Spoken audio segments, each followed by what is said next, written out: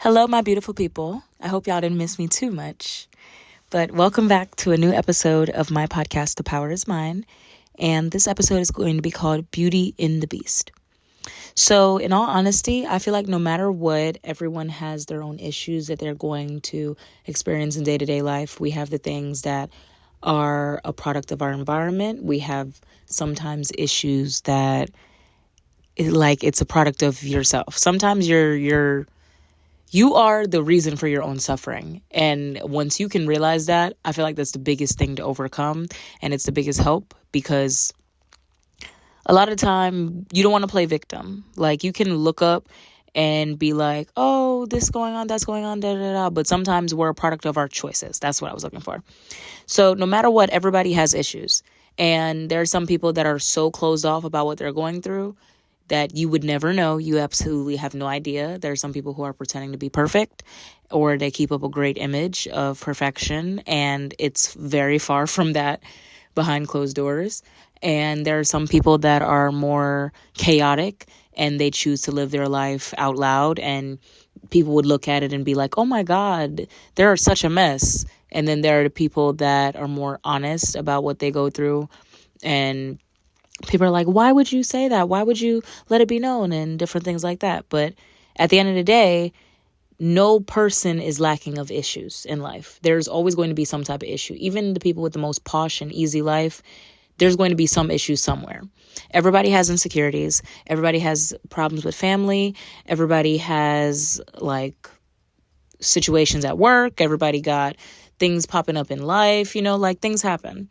And for the most part, when you navigate your life, you have to see that the first step to self-improvement is self-destruction sometimes.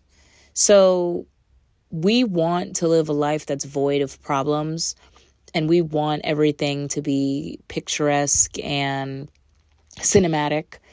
But at the end of the day, sometimes you have to dismantle what has already been built or what is the status quo, because sometimes you need to be willing to lose everything so that you can gain everything.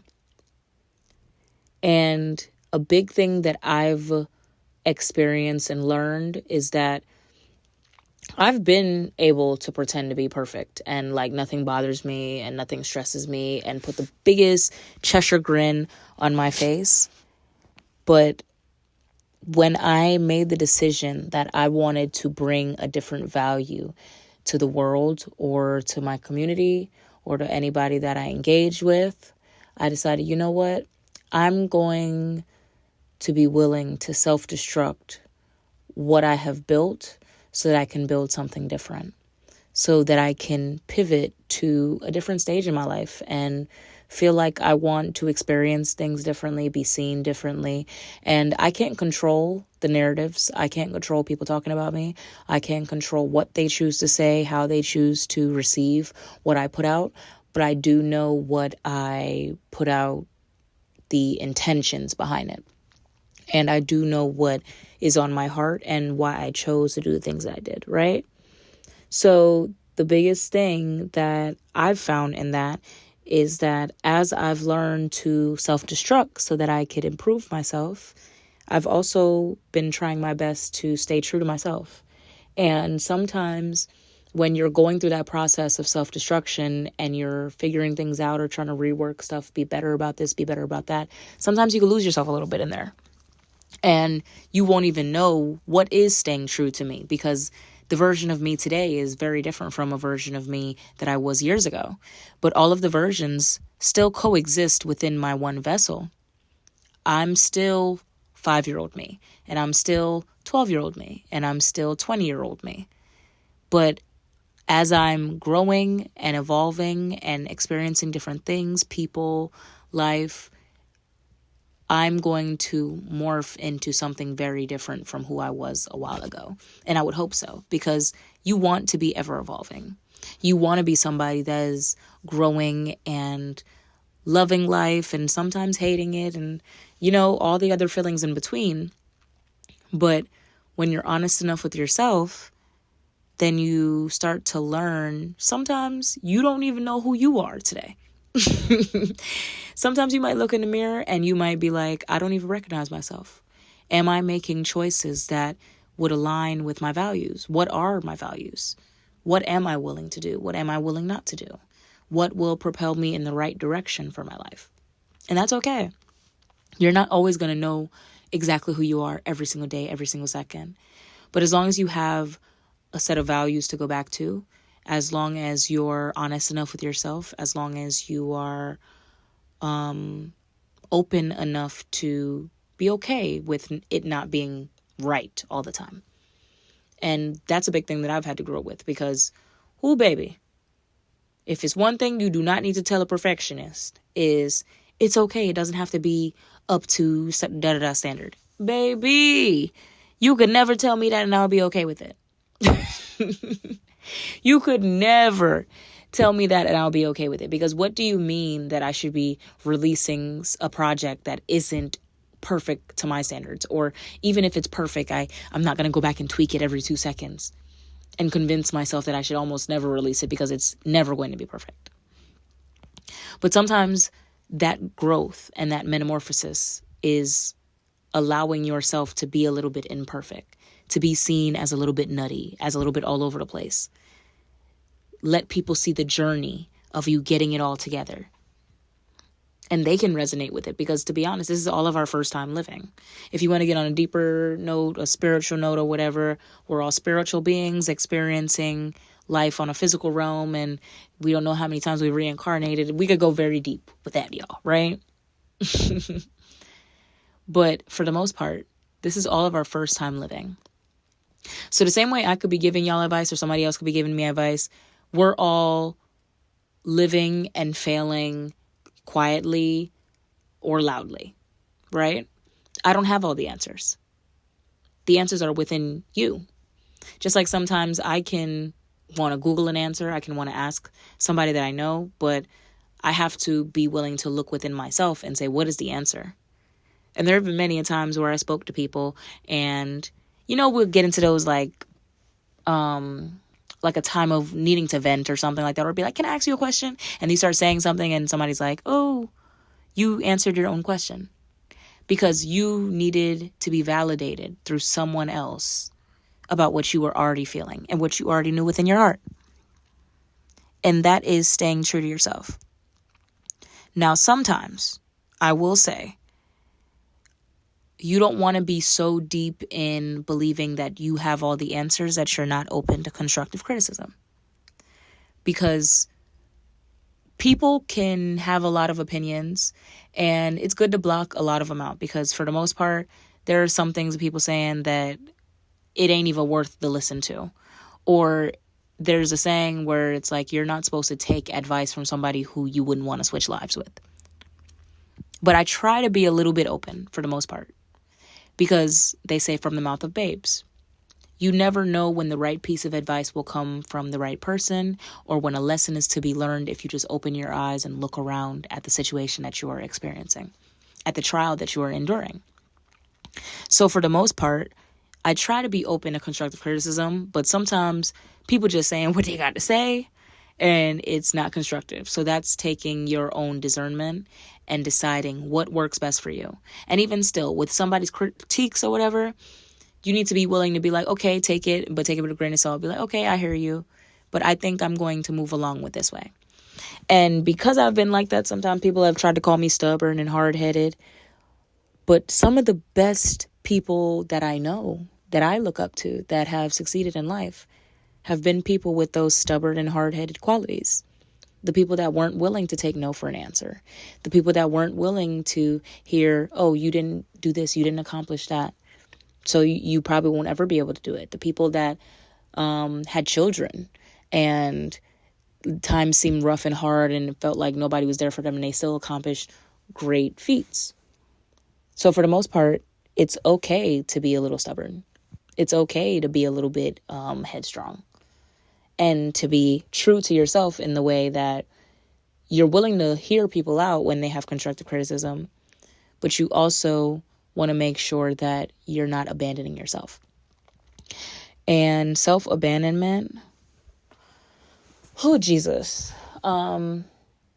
I've definitely been experiencing this lately because I've been trying to understand how to be more open to others. Because for the most part, I'm always like, yeah, no. Oh, you got this to say? Nope. Oh, you want me to do it like that? Nope. I think I'm going to do it how I want to do it. But you don't want to be that closed off, but you also don't want to be so open that you're like, oh, you're people pleasing. Because that is self-abandonment. And I've gotten me and God have gotten me through way too much for me to abandon her at this point on the journey. Why would I leave me behind when me has gotten me to this point? It doesn't make sense.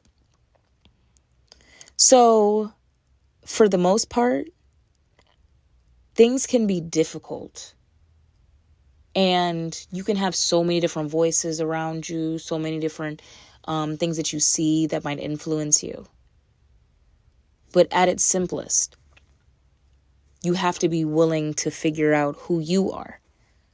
What do things mean to you? What is most important to you?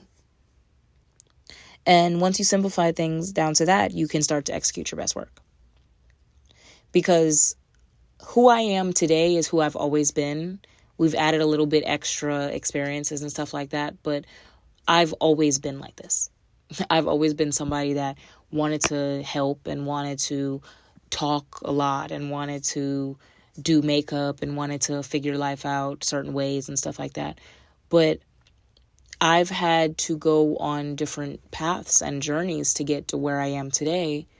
But at its simplest, I am who I've always been. And I feel like the best is yet to come, because every time that I'm willing to overcome an adversity, or I'm willing to pat myself on the back for the great work that I've done, or I'm willing to give myself a little grace and say, hey, today wasn't our best day, but we always have tomorrow. And tomorrow might not even be our best day, but we have a day after that. Opposed to being so hard on myself. Every single time I'm failing, I'm being so mean and so hard on myself. Now, I will say, you can be hard on yourself to get yourself towards goals, but then you're going to feel very shitty after you achieve them. And now you're just left with just feeling terrible, opposed to loving yourself into greatness. Don't get me wrong. Life is not easy, and you got to toughen up a little bit. I do realize where people say that we are a new generation of being too soft and we're too in tune with our emotions. We're crybabies. We are people that want handouts. We're, for the most part, like, everything is just, no, it's too hard. You're too rough. It's too, gentle parenting and stuff like that. But also, you want to make sure that you still recognize who is looking back at you in the mirror. You want to make sure that you still love who is looking back at you in the mirror.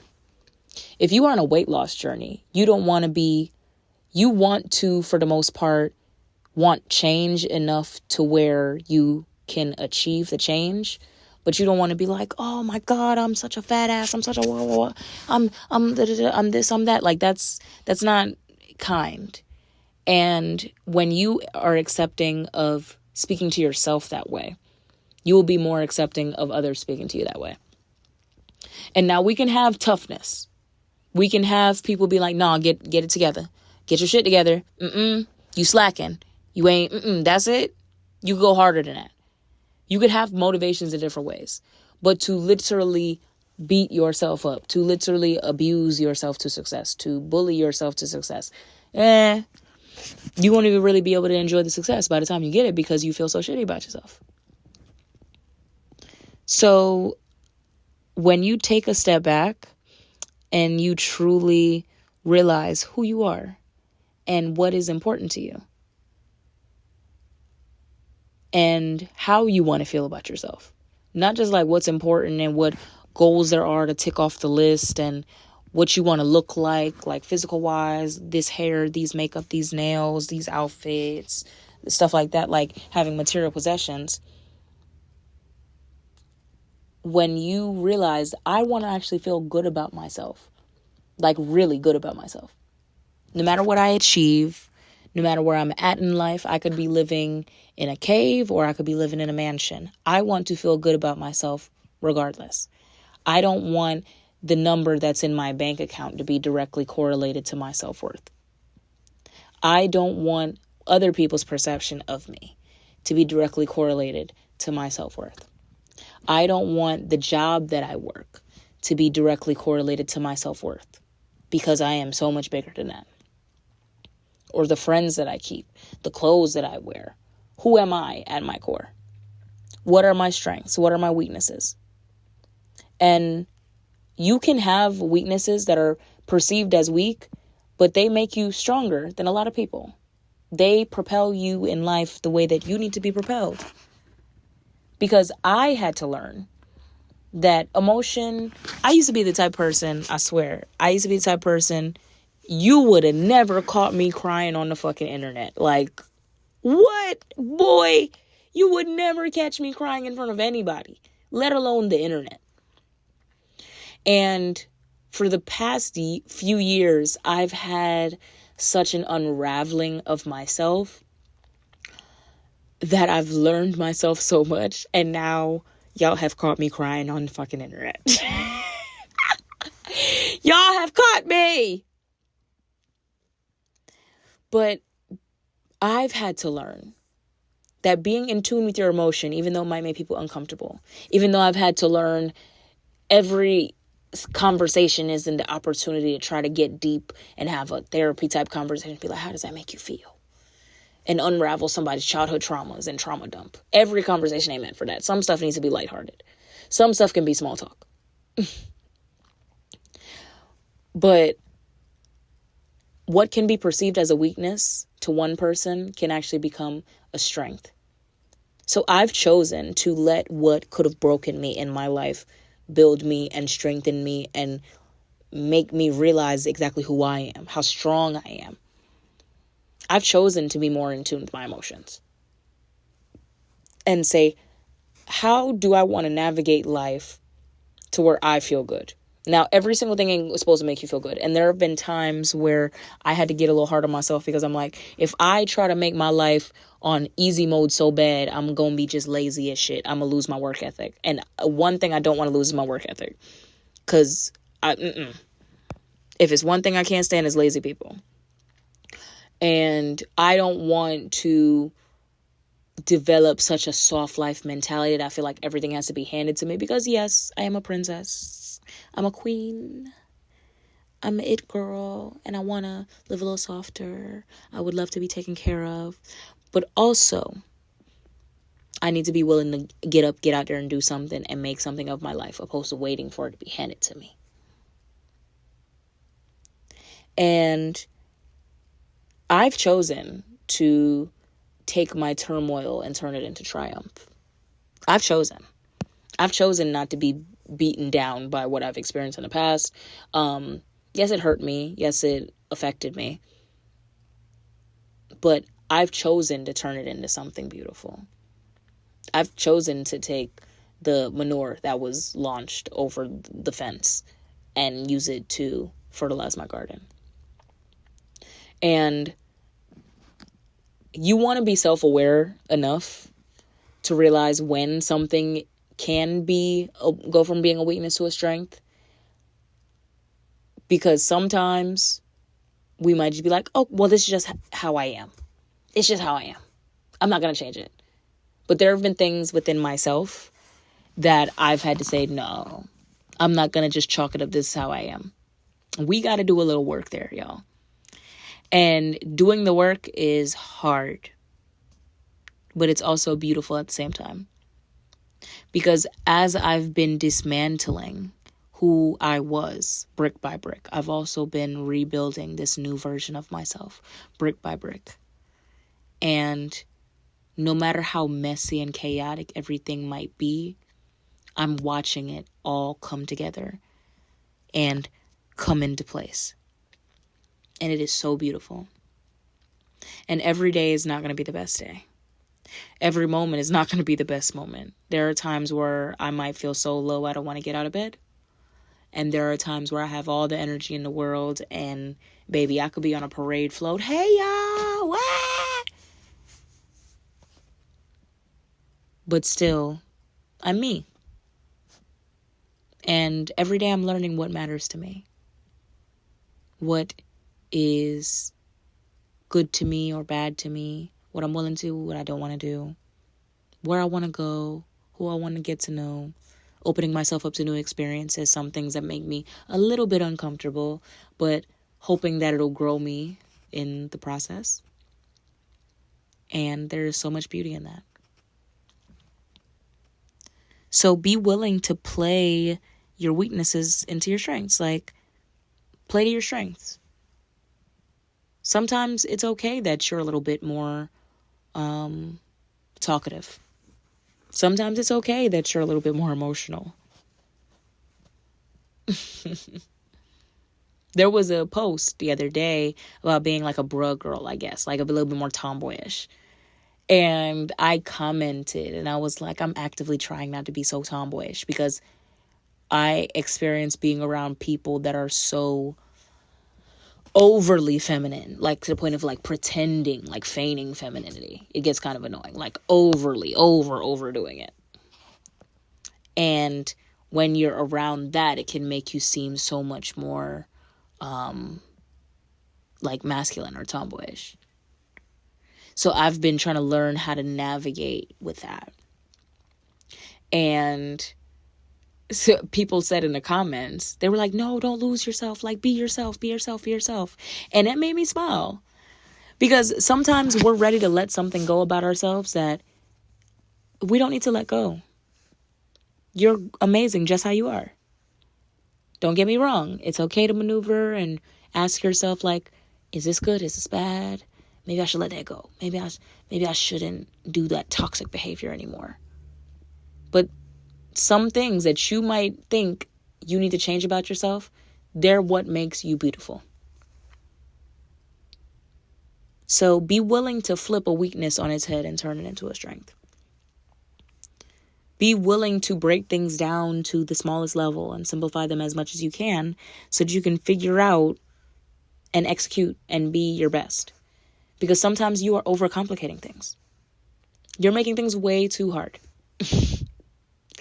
And some of us need to learn our lessons a little bit harder than others. And that's okay. But there's more than one way to skin a cat. So sometimes you are making things entirely too hard. And they're way harder than they need to be. And that's what I've had to learn. If you ask a hardworking man for a solution, he'll give you a hardworking solution. If you ask a lazy man for a solution, he'll give you a lazy solution. And sometimes the hardworking man, needs to be willing to take the lazy man's solution. Because being a hard worker isn't always the solution to the problem. Think smarter. Work smarter, not harder. So, I hope you guys have been doing well on your journeys, and I hope you are growing every day through the good and the bad. That even when you're feeling at your lowest, you still remind yourself that there's light at the end of the tunnel.